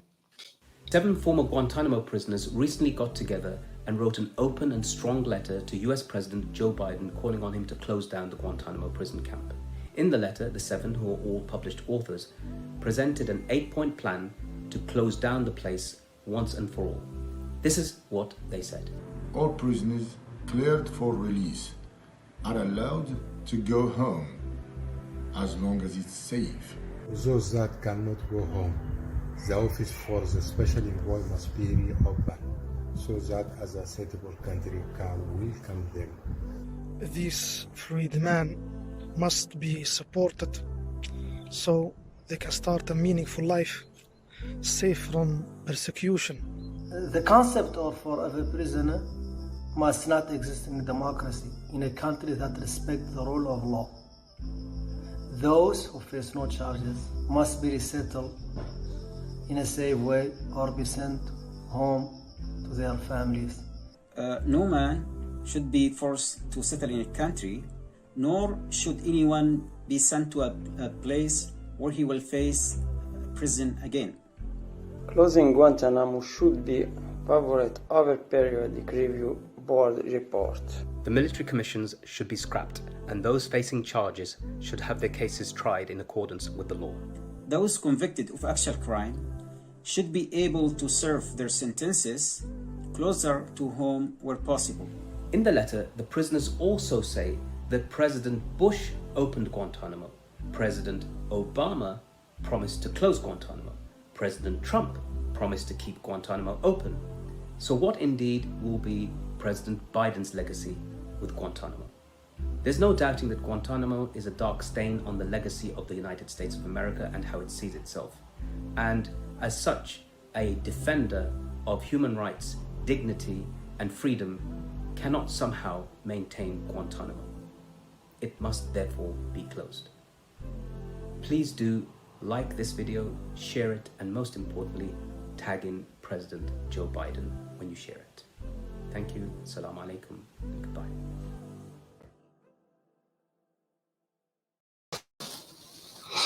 Okay, brothers and sisters, we're back. We've got just, I think, about 20 odd minutes, 15 to 20 minutes in Q&A. It's, as I said, it's been a long session, but one that's very worth it. I would say that from myself, and I'm sure all the other participants here.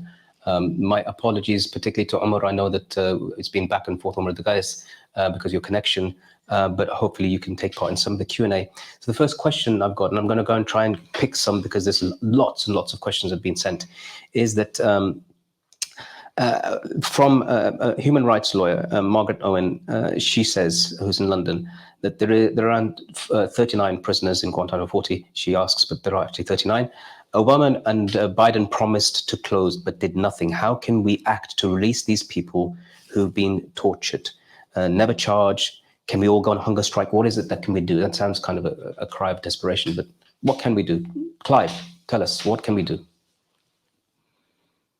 Here we go. Unmute. I was trying to unmute without cutting myself off. Look, yeah, there are 39 left. There are 15 of the guys are now cleared for release. And, you know, of my remaining 6 clients, 5 of them, as of yesterday, are cleared. So that's good. And the biggest issue is to get them out of there, which, you know, it's now for those 15 guys, not a matter of whether they'll be released, but simply when. So we do need to press the Biden administration to release them. One thing that's important, though, is that right now the Republicans are pretty quiet about the Guantanamo process. And what really ruined the whole thing under Obama was the Republicans created political footballs out of some of the very human beings who were sitting here tonight. And that was what led the weak and cowardly, in my view, Obama not to close Guantanamo. At the moment, what we want to do is get as many people out of Guantanamo as quickly and quite quietly as possible, because right now no one's kicking up a fuss. If the Republicans do start kicking up a fuss, that's when we need to get into action. So for now, I think, take my 3 Pakistani clients, you need to make a bit of a fuss in Pakistan, not in America. Let's not do stuff in America, because right now the American government is actually on our side. But we want to put pressure on the governments who should take the prisoners to up their ante in the work they're doing. And that's why I was recently in Pakistan on behalf of my 3 Pakistani guys and Asadullah Haroon from Afghanistan. So my advice is to do that. I mean, actually, you don't want to remind the Republicans that they can raise their hate game and, you know, make victims of the limited number of people we have left there. Thanks, Clive. Next question, I'm going to put this to you, Shaka. It's a question, it's a very simple question, but it's a profound one. And that is, what is it about Guantanamo that makes the prisoners, the detainees, come out more religious, more connected to the faith? Well, it's a long answer, but I will try to summarize it in you know, a lot of people, they don't understand. Guantanamo is basically built to destroy a human being. Wallahi, that's the reality. That's the truth. You have to understand.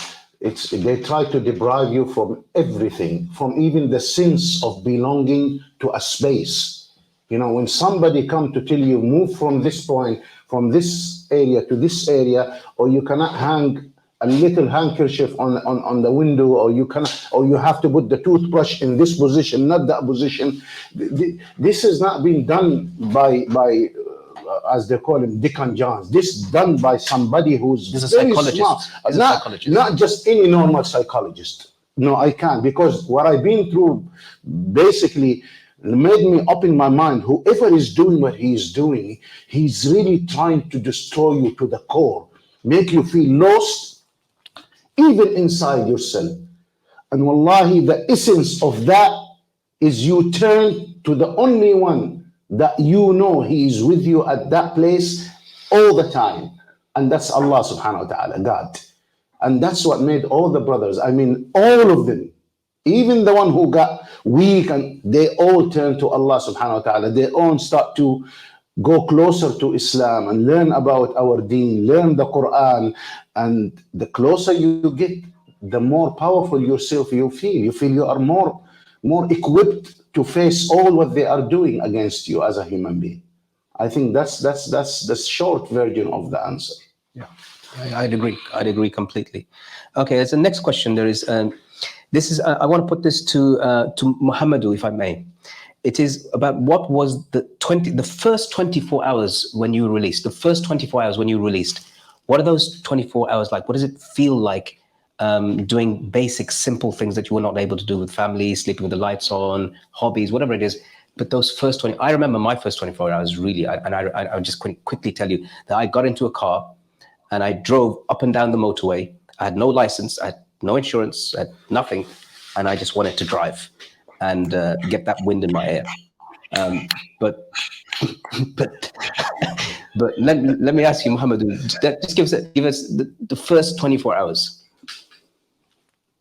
So, just shortly before I answer your question, I just want to second both Shakir and my brother Clive. And I want to say something, that we are here criticizing the regime of Guantanamo Bay. That is not bashing American people. American people are one of the nicest people, and the most caring people, and the most generous people I ever met in my life. This is my personal experience. And they are our best allies if we want ever to close Guantanamo Bay. Not British people, not Mauritanian people, because American government does not listen to UK people, much less to Mauritanian people. We have to be very practical and talk to American people. They are our best allies.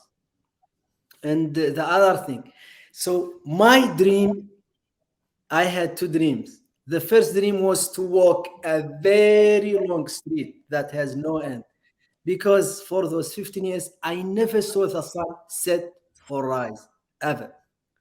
You know, and I think all you guys share this with me, and I just want to see it setting and rising.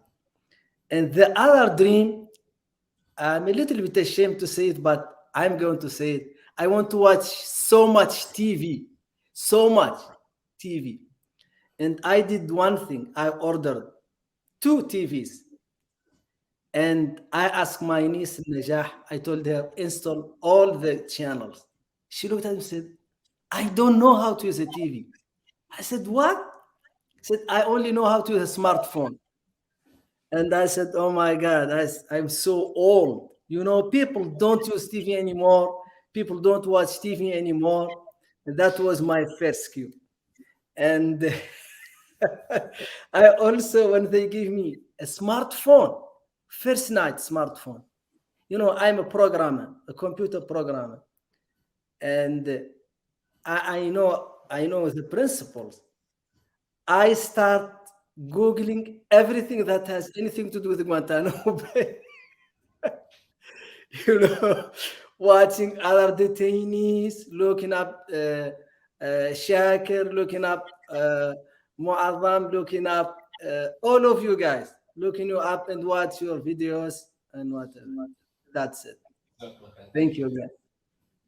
You know, one of the things that I did also, one of the reasons why I joined Cage, I mean, it's, and Clive knows this, you know, from before, was precisely that. You come back home and you start to think about immediately you want to know. Some of you guys, I didn't know you at all before, but I only learnt about you because I went onto the Cage prisoners site and saw your names. And it was many years until you were released, including my own friend Shakir. So I completely attest to that. Here's a question by a prisoner, somebody that some of us know quite well from the UK, who was imprisoned here, first of all, for many years in the United Kingdom, and then he was held without charge and then extradited to the United States of America and spent some years there. His name is Babar Ahmad, and he asked a question.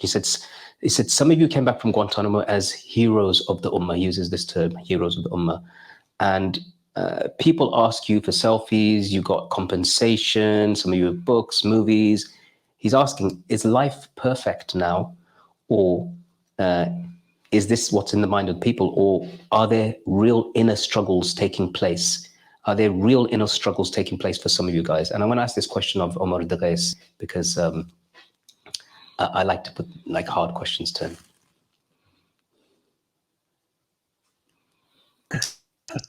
I don't know about heroes. Very interesting that we are heroes, but it's nice if he sees us as such. But I'm sure that definitely we still have problems in our lives.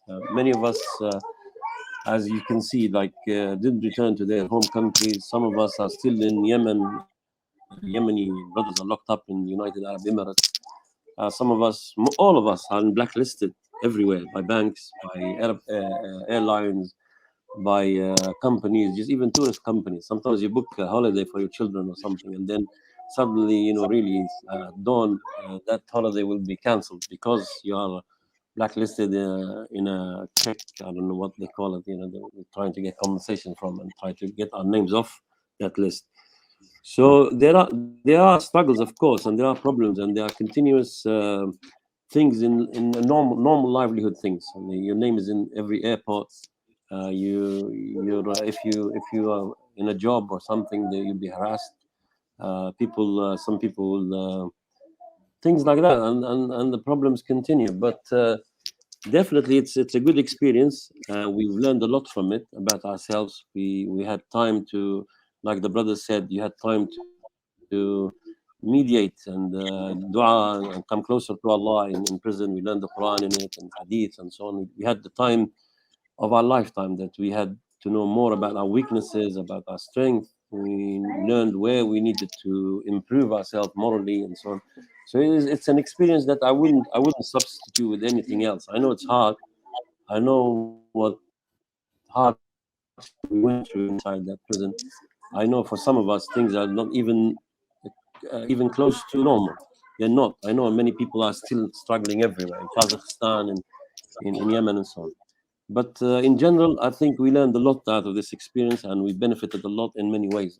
I've got to know many people which are of interest and very good, and learned a lot from, whether it's in the UK, whether it's people like Clive, the lawyers, people in the UK, those who campaigned for my release, like Jackie and Paddy and Caroline and Clara and Joyce. So many people, you know, all the MPs that worked on our behalf. I met so many people when I came out from prison to meet. I found so many people, including obviously my family, that did so much that I couldn't believe that they did all these things. If I wasn't in Guantanamo, I wouldn't know that all this sympathy and empathy and people can relate to issues like this and things like that. And all this is just enriching. I think it's enriching. It's benefiting to us. I think, looking at it positively, yes, it does make us into stronger and better people. I think that's the answer. It's very good of you to explain that. There's a couple of questions here for Omar Khadr. I'm going to try to make them into one question if possible, and that is, well, two parts of one question. One, it is that Omar, are you easily recognized in public now because of kind of your whole story, and are people kind of more sympathetic or the opposite? And the second is, what was your biggest fear, worry when you were released? Alhamdulillah, I think after this interview, I think I will be recognized again, but I haven't been recognized. And most of the time, almost 99% of the time, people have been very supportive and sympathetic. That 1% are, people who are entitled to have their opinions. My biggest fear, I think my biggest fear right now is finding purpose and holding on to your identity. And I know these are very hypothetical issues and very vague, but identity and purpose right now is the thing that kind of I'm struggling with, because alhamdulillah, I'm blessed in so many ways, but I want to be able to do something that is meaningful for somebody else, not only for myself. Thank you. There's a lot of questions, and I see lots of names here. People like David Harold, who'd been campaigning with us. Thank you for contributing and for being here all of this time. I've not forgotten you, and thank you for always being there. Also, who could forget Professor David Nichol? He's here. He's asking again, what can we do about Guantanamo? And of course, Clive's answered that. But Professor David Nichol is somebody that's very special to us. He ran a marathon in a orange jumpsuit. In orange with chains, calling out Shaka's name, and he never stopped, and he continues to campaign. And it's people like this that have shown us that they're in the midst of all of this nonsense. There are people who actually see through what's going on. So we do remain thankful to them for all of their support through these many years. I think really now we have come to a close. We've come to an end, but I'm going to give literally everybody just 30 seconds to finish off, to tell us what we should be doing about what Guantanamo means to them. What does this 20th anniversary mean to you? What does it mean to you guys? We're all over the world. 30 seconds, starting with Shakir. Well, first of all, before I start, I just want to have a message to Joe Biden, because eventually he will end up looking at this and seeing it. I call upon Joe Biden and I say, I call upon your humanity. I call upon the human being inside you, that it's time to take a step and close down Guantanamo, because deep inside you, with the rest of all the Congress, that place shouldn't exist. Forget about just close down, shouldn't be existed from the beginning. So I call upon you that close that place as soon as you can. And Guantanamo, the truth about Guantanamo is not being told fully yet, and there is reason why it's not being told fully yet, because I'm sure there is evil people, evil governments will use all the methods that if we explain it and tell it to the world openly, it might be used against other people somewhere else in the world. And this is one of the reasons why I feel I can't say things that I know someone else will benefit from to harm other people. And that's why I refrain from telling a lot of the things that happened to me in Guantanamo or happened to the brothers there. But Joe Biden, be a man, close Guantanamo. Thank you. That's brilliant. Beautiful message. Beautiful message. Ahmad Al-Rashidi, 30 seconds. Unmute.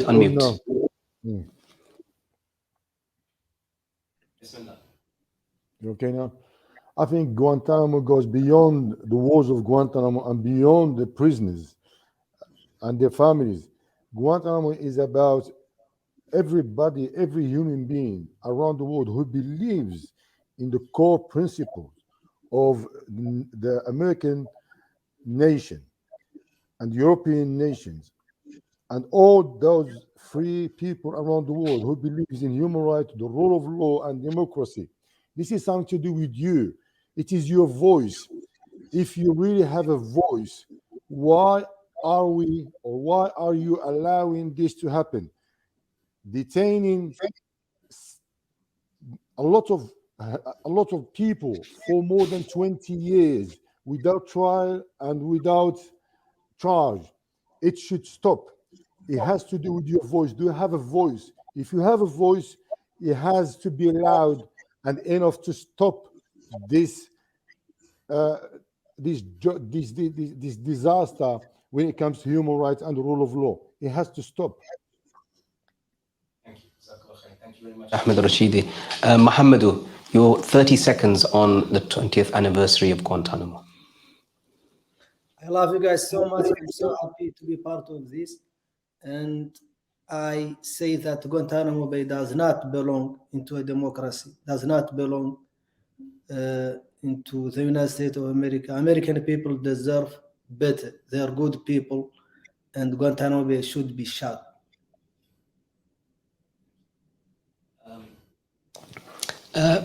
Mansoor, 30 seconds. Yeah, at the end, I would like to thank all the brothers and everyone who participated in this meeting. It's an important event. Also, I would like to emphasize on everyone to keep the pushing for the closure of Guantanamo, because it's really important that, and to know that the media has its pressure for accelerating things. And I would like to thank also the lawyers, the heroes who work in Guantanamo cases. And bless you all. Jazakumullah khair. Wallah yahfadkum. Your 30 seconds. Omar Khadr. Unmute. Jazakumullah khair. Thank you everyone who's joined, who's spoken. It's been a blessing. And what I want to say is that Guantanamo, what it leaves us with is that human rights and justice is not something that is going to be given. It's something that we have to always be vigilant to and fight for and be vocal. And even though we're individuals, our sounds together will be heard. So never give up hope. Jazakumullah khair wa Allah yahfazkum jami'an. Finally, Clive, left you till last. 30 seconds on Guantanamo and this anniversary. Have you ever heard a lawyer only speak for 30 seconds? It's frightening. Let me say this. No, the heroes are you guys, and it has been an immense privilege to meet you and work with you. I'm really touched by what you said, Omar, guys, about how you have turned effectively your pain into possibility. And I think that's really important. And Omar Khadr, if you want, let's talk later about how you can do that, because it's not just Guantanamo Bay. Guantanamo has been replicated. If you look at at Guantanamo on the Euphrates, there in northeast Syria, there's 70,000 people in Guantanamo, many of them women and most of them children. Then you've got what's going on in Afghanistan right now, what's going on in Kashmir. All of you guys, though, do have power, and I'm proud of you, the way you've used it, and that you've written books and got involved in movies and done all sorts of other things, and we need to carry on doing that.